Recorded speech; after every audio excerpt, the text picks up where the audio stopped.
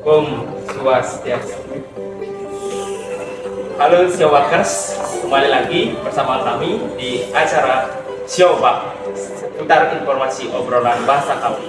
Nah, di kesempatan kali ini kami sudah mendatangkan seorang narasumber yang sudah tak asing lagi di kalangan kampus Tah Negeri Puteran Singaraja, yaitu Pak Madirelan.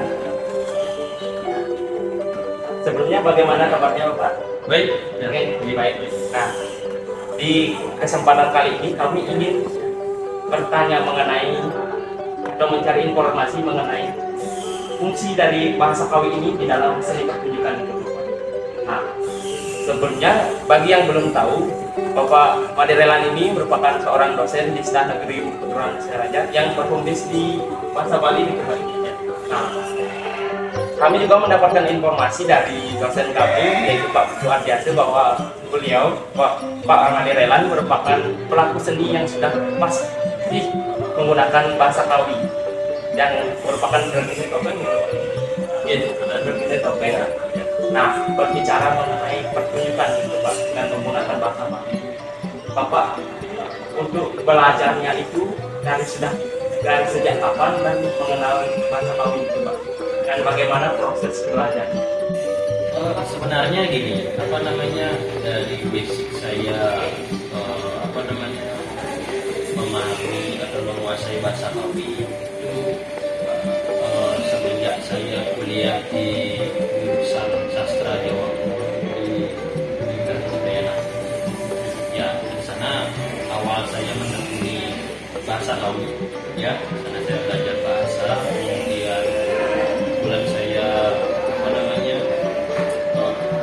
fokus di penelitian linguistik dan bahasa Jawa kuno, sehingga saya banyak sekali membaca teks-teks bahasa Jawa, membaca kemudian menerjemahkan beberapa yang saya terjemahkan.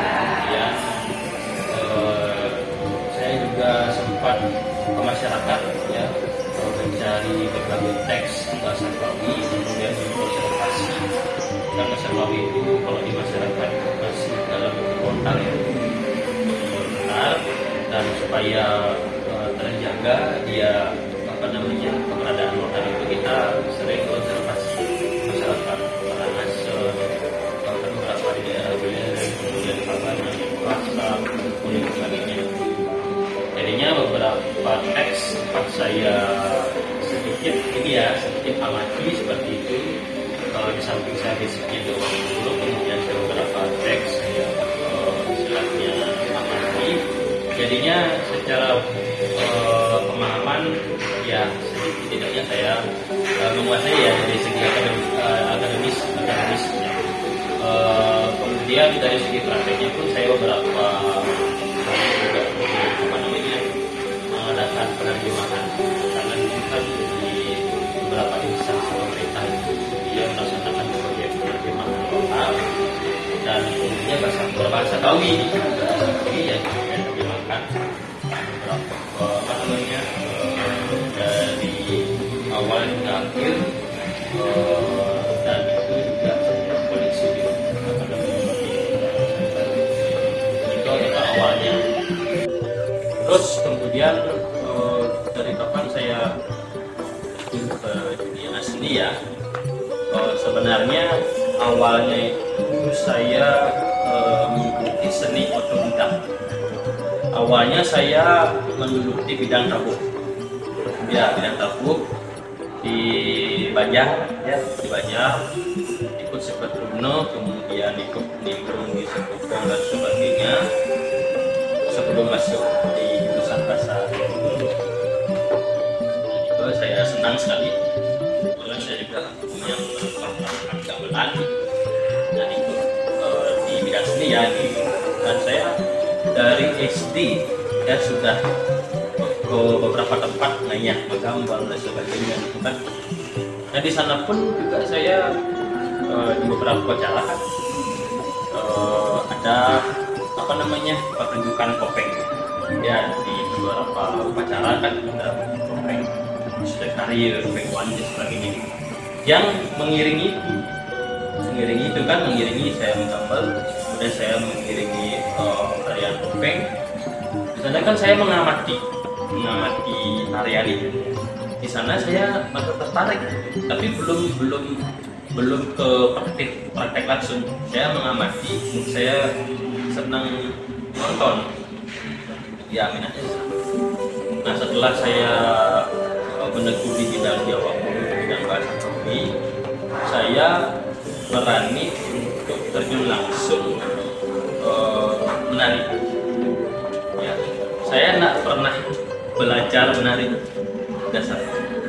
Saya belajar menari dari pada saat saya menggambar, saya mengamati orang menari seperti ini gitu kan. Saya berguru langsung dengan orang yang pintar menari.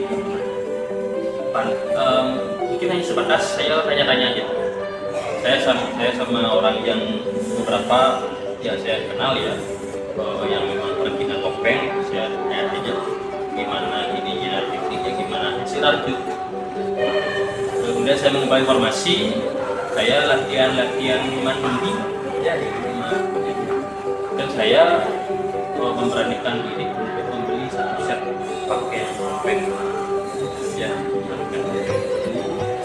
dan prinsip saya pada saat itu, kalau saya menunggu bisa untuk bisa dulu baru ngayah, kan kita nggak tahu ya kapan saya dikatakan bisa gitu. Maka saya memberanikan diri supaya ya saya memberanikan diri terjun ngayah sambil belajar ya di Denpasar pada saat itu. Pada saat saya tamat S1 kemudian S2, dan setelah itu saya memberanikan diri untuk riset baju, pakaian topeng dan kapal-kapalnya ya. Saya memberanikan diri untuk ngayah, walaupun ngayah-ngayahnya hanya sebatas kemampuan saya ya, hanya sebatas dengar-dengar, lihat-lihat, langsung itu. Kemudian beberapa kali ngayah sebagainya, saya mulai belajar secara mandiri. Tak pernah saya langsung belajar dengan Facebook. Saya belajar di YouTube, saya belajar lihat bagaimana gerakan orang. Dan saya membuktikan bahwa itu istilahnya kita belajar pada saat ngayah langsung itu kita punya pengalaman itu ya, jadinya kita tahu di lapangan itu seperti apa, kita harus bagaimana. Dan kita juga bergaul dengan pergina yang lain ya, kita kan ngayah nggak mungkin sendiri, dengan orang lain yang memang kita berdebat dari pengalaman ya, harus dari pengalaman. Orang lain kan, dengan teman kita kan, kita diskusi dulu pada saat menari itu kan, pastinya pada saat kita menari kita kan bercakap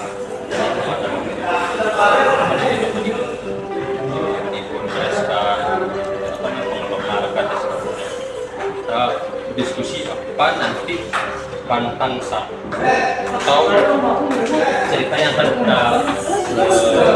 kita di sana gitu. Dan kita buat diskusi, buat kesepakatan.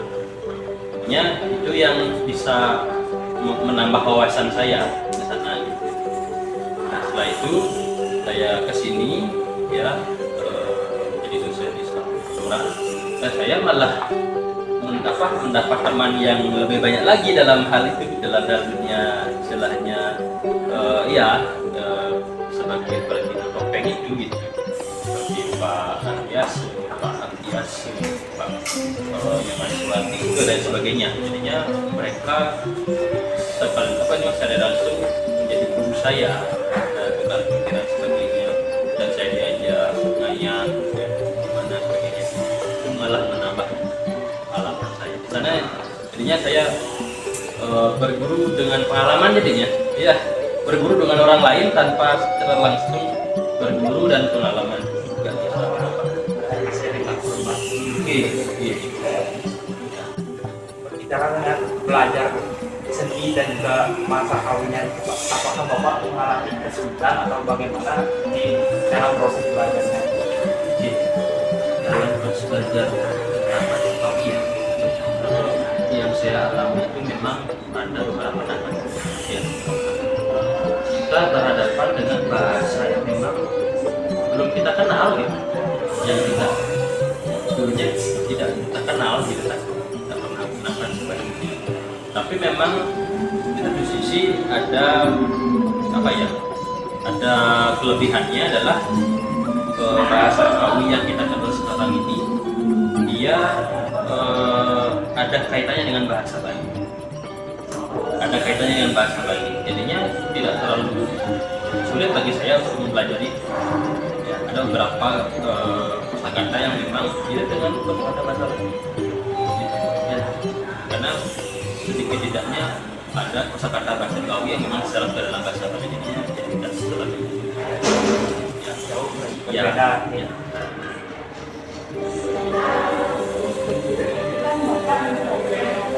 Kan dari secara umum dan pastikan dalam dan Bapak itu menanggapannya dalam seni.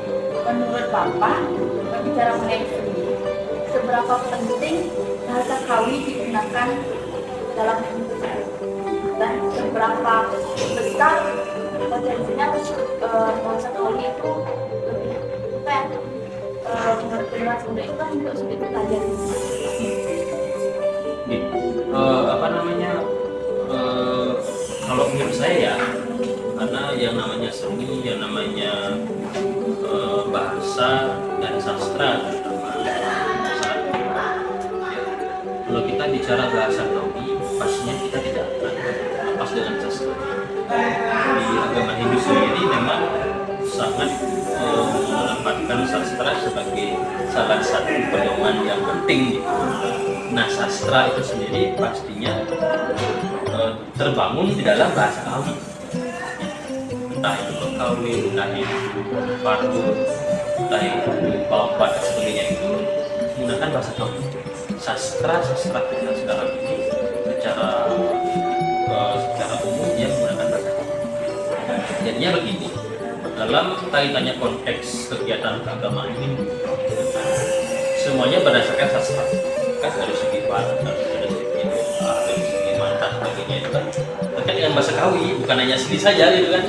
Badan pun dia ada sumbernya kan, di Ramani Badan dan sebagainya, itu banyak sekali sastra semua itu. Maka dengan apa ya, seni yang memang sudah sangat apa ya, menyatu dengan agama ini, itu akan tidak juga terlalu dengan sastra. Maka seni yang memang apa ya, seni itu yang memang memuat sebuah tatanan dan tuntunan.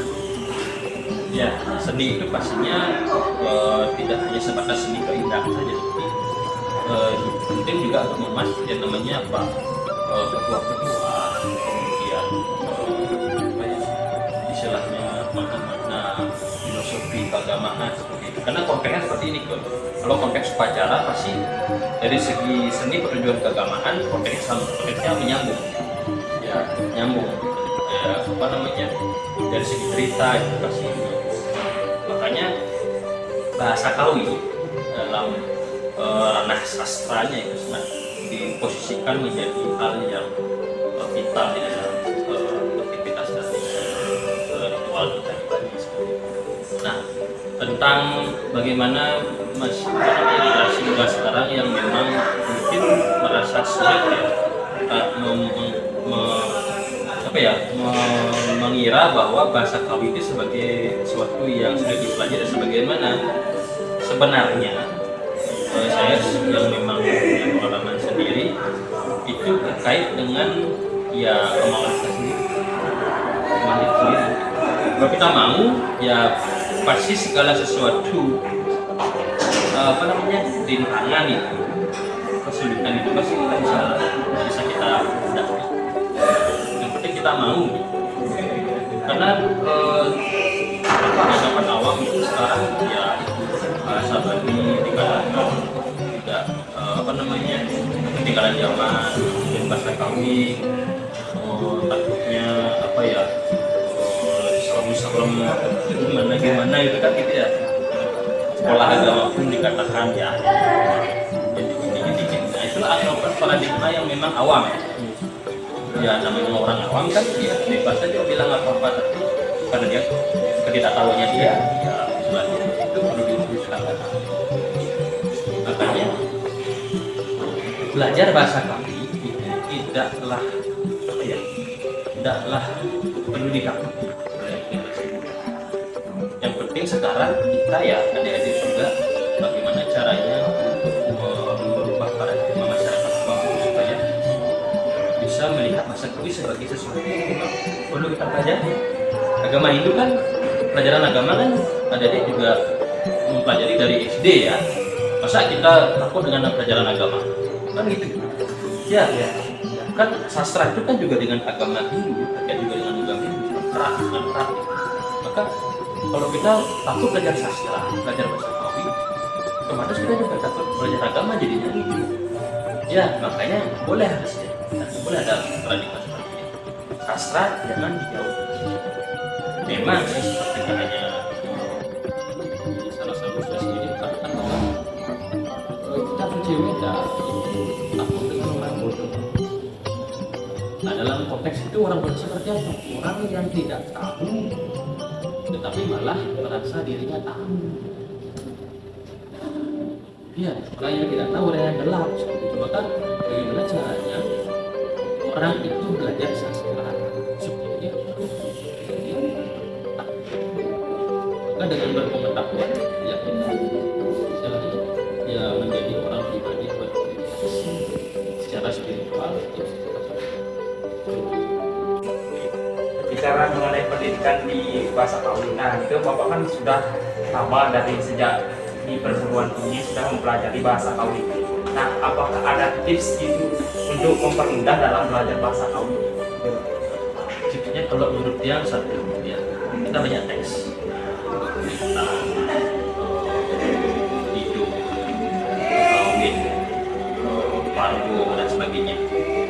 Di Bali sendiri banyak sekali penyimpanan teks di gedung dia di Singaraja, kemudian pusat komunikasi dinas kebudayaan di provinsi, kemudian di Komunitas Sastra, Komunitas Ilmu Budaya di Universitas Udayana, kemudian di Widuri Jendra, kemudian di Balai Bahasa Provinsi Bali, itu banyak. Dan selain itu di masyarakat juga masih ada.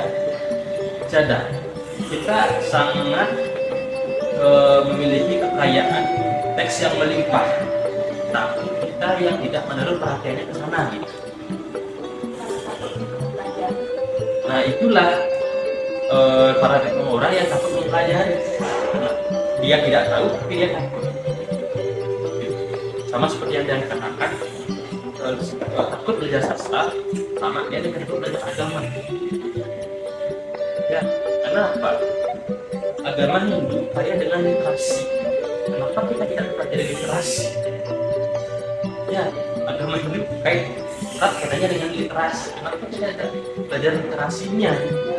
Ya, memang sih kita dari ini dulu ya memang secara ritual ya, secara upacara disandir 3 kali Pancasila, setiap hari raya sebagainya. Tapi di satu sisi kita punya apa? 3 kerangka agama Hindu kan tatwa, susila, upacara. Kenapa kita ingin menekan upacara ya? Tatwanya bagaimana? Tatwa itulah sastra. Apa namanya? Tatwa itulah yang namanya apa namanya itu? Literasi. Kita dibawa oleh literasi. Maka masyarakat harus belajar literasi, harus dekat dengan literasi. Itu susila ya pasti kita perkuatannya bagaimana kita apa namanya sebuah karung ya dari kekekaran kan itu sebagai susilanya itu sila tatuannya. Jadi kan di kuliah pasti nih para tatwa susila upacara tatwa dulu pasti nggak mungkin upacara dulu kan gitu ya. Makanya orang Hindu, orang Bali itu harus belajar literasi dulu ya, karena dia sudah menakuti literasi dulu, maka bagaimana caranya dia bisa menerapkan segi upacara dari agama ini itu. Di Sandio saja dia sudah rajin membaca Harusya Muscaya, membaca Dharma Sastra, membaca apa namanya Kurihan, membaca Ramayana, Ayodhya, dia melakukan itu sebenarnya sesuatu yang apa ya tidak jelas. yang anak awam ya, awam sipil itu yang memang perlu adik-adik sendiri sebagai calon pendidik agama Hindu nantinya meluruskan itu masyarakat dari anak-anak peserta didik siswa supaya dia terbangun paradigmanya untuk bisa apa mencintai literasi agama ya. Nah kalau sudah mencintai literasi agama maka bahasa Kawi itu tidak menjadi ketakutan lagi, nggak ada lagi belajar lontar nanti bisa hilang, bisa hidup gini-gini aja beres sebagainya. Nah ada itu hanya sebatas alasan menjauhkan diri itu ya, menjauhkan diri biar dia tidak belajar itu bilang dah aja wiru jadi saya jadi dulu apa sebagainya gini-gini itu apa itu yang sering terkena di masyarakat langsung belajar juga yang kebetulan. Nah itulah kita punya kitab suci kan beda dengan biasa konvensional kita pakai contoh saudara kita di Islam ataupun di Kristen yang mana kitab suci Al-Quran Injil itu sangat-sangat divitalkan dalam membahas kebahagiaan agama.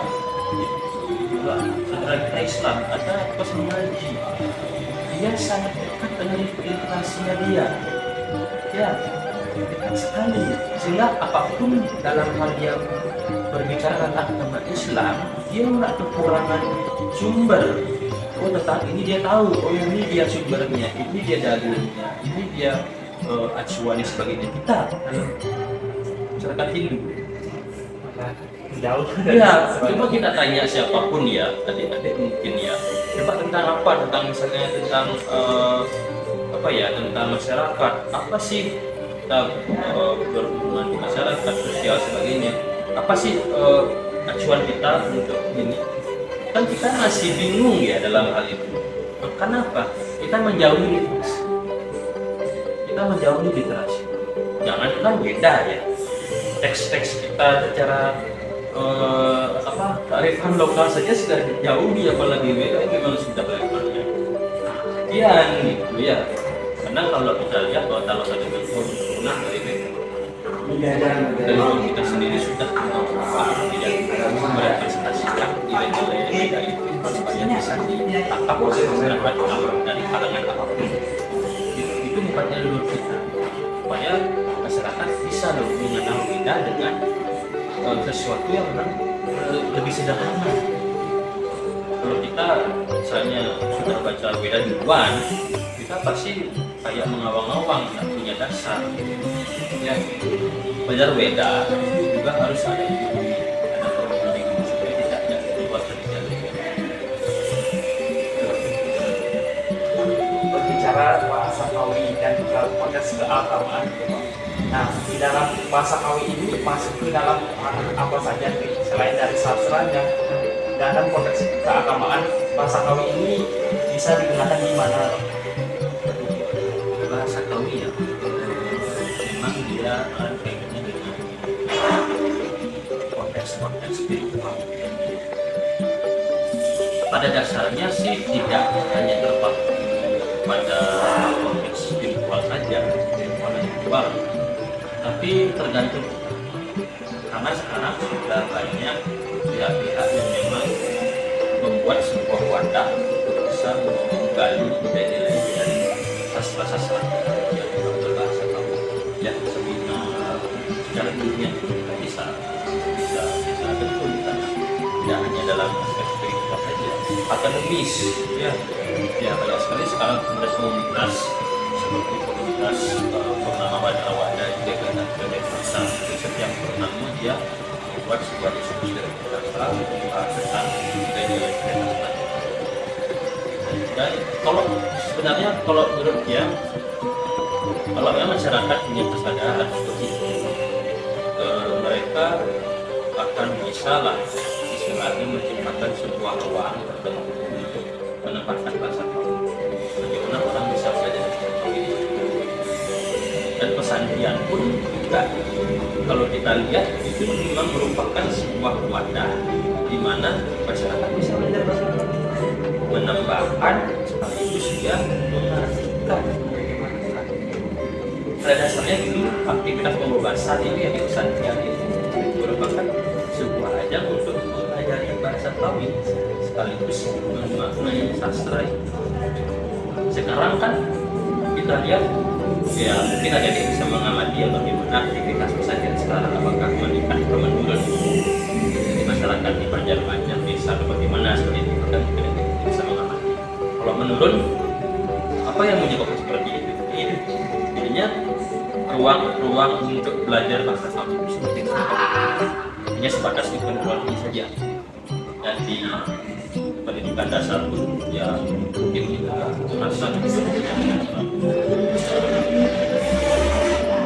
telah tidak ada.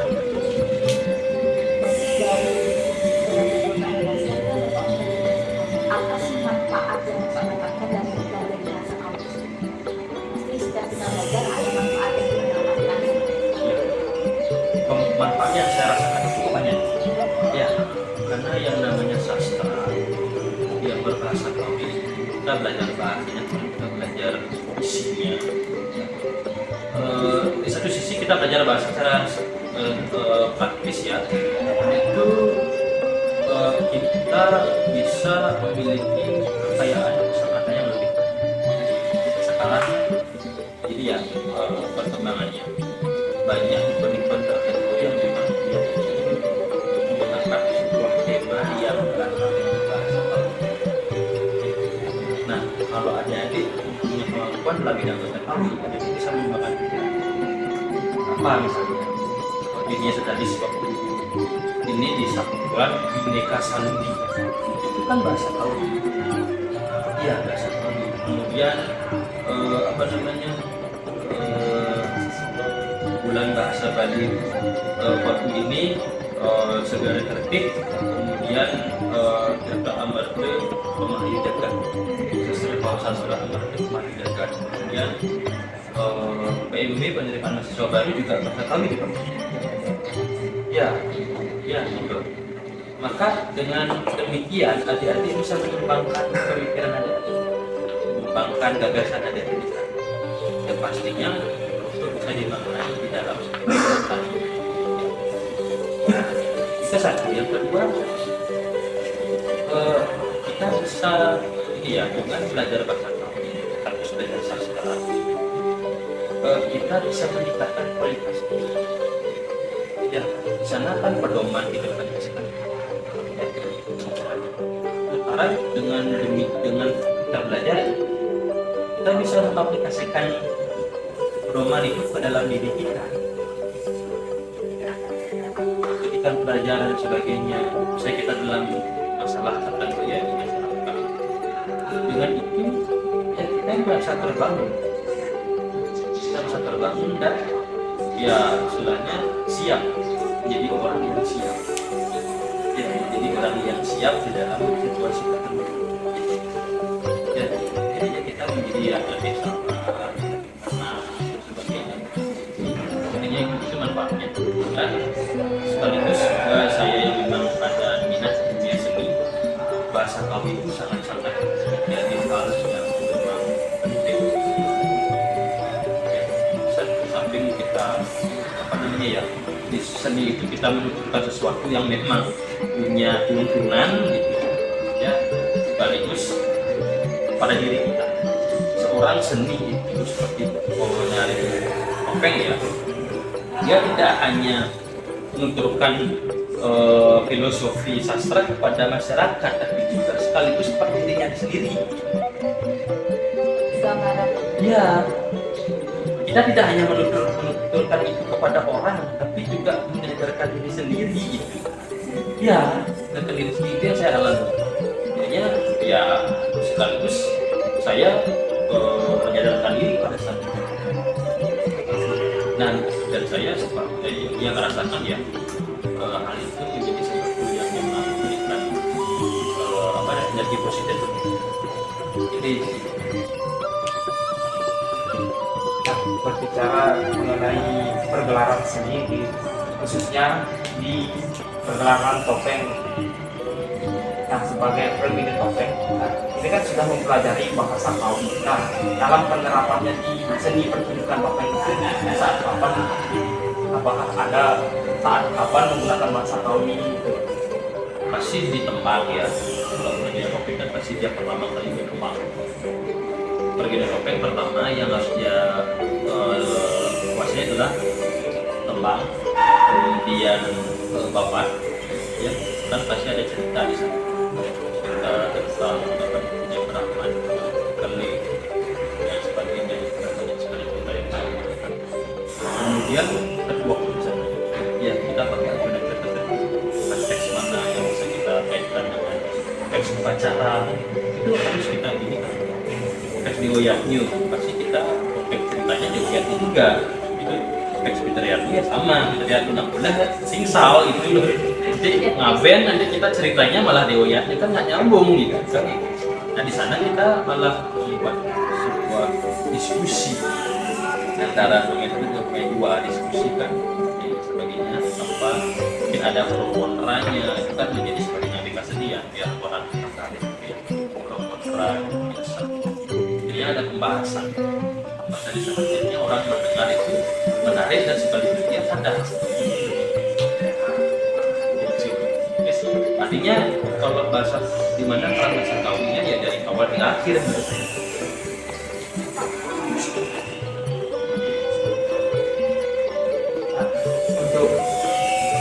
Untuk di pergelaran Bapak kan sudah terbiasa yang merupakan seorang pelatih seni juga pelaku topeng. Apakah Bapak bisa memberikan sedikit gambaran gitu mengenai tembang dalam topeng itu? Tembang topeng ya. yang biasanya itu kan banyak sekali versi ya. Biasanya campur-campur. Ya, ada yang memang dia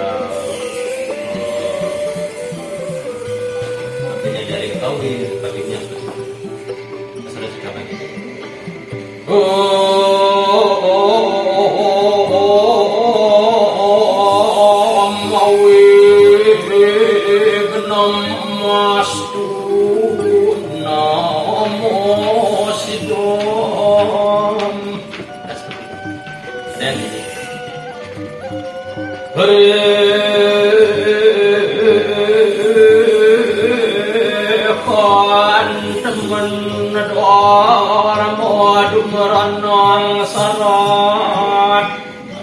Itu dari Kawi Ramayana. Saya juga seperti itu.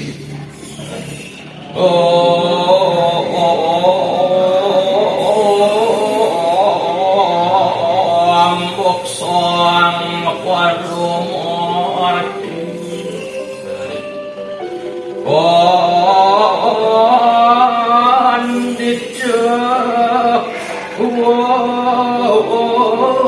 Selimpot saking su niat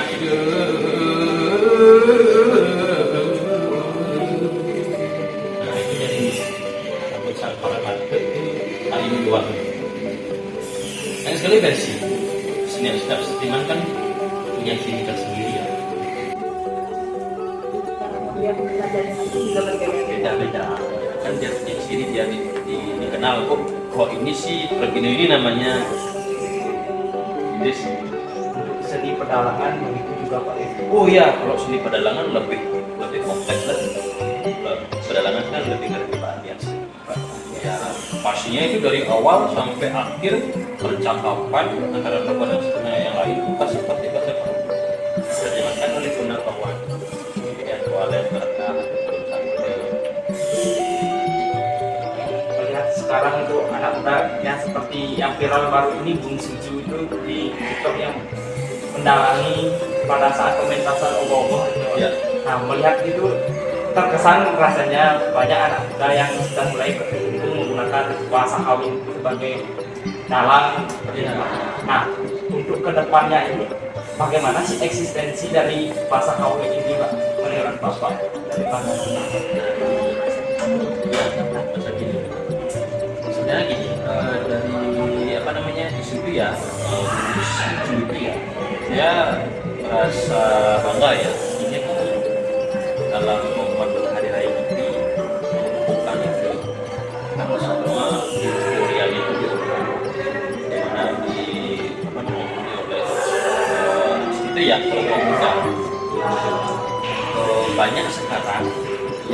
memang karena kepentingannya banyak yang belajar.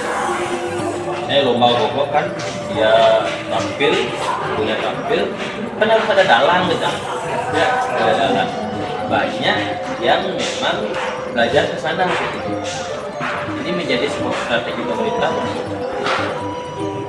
Biasanya kalau dilombakan ada dalang, ada penembang sebagainya, ya maka mungkin udah generasi muda kita ini mau belajar ke sana. Ya, dan satu hal yang mendukung itu adalah media sosial. Nah, sekarang bagaimana caranya ya kita yang memang sangat melek punya media sosial agak ya semua pasti punya media sosial. Dengan apa? Dengan mengangkat fenomena-fenomena budaya kita itu ke media sosial. Kan ada dalang mana ya yang muda itu yang pakai bikin konten wayang itu kan dalam TikTok itu ya itu bagus gitu. Dia memperkenalkan kepada media sosial bahwa dia lo orang muda bisa jadi dalang gitu. Jadi ya banyak bahasa kali terus disukai diminati oleh ya sebagainya gitu. Nah, itu yang hal yang positif. Itu juga banyak mendapatkan respon positif. Yang lain pada fokusnya ke Bogor, ini berbeda ke konsep yang berbeda. Ya itu dalilnya. Makanya kan kita sekarang bagaimana memanfaatkan perkembangan teknologi itu bisa memajukan kebudayaan. Saya ada yang mau belajar topeng misalnya, dan dia misalnya mau basicnya di media sosial, silahkan buat konten kan ada mahasiswa kita di bahasa Bali yang memang sudah bikin topeng, dia punya channel YouTube, dia sering konten itu udah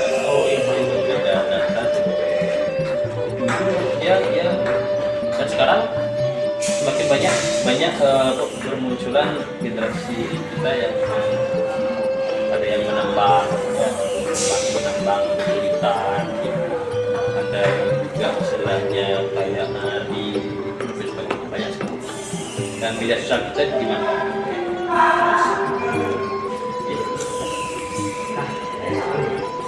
sudah banyak berbicara mengenai masa kawin juga. Apakah Bapak memiliki saran gitu untuk anak-anak di luar sana, anak-anak muda yang ingin belajar bahasa kawin itu?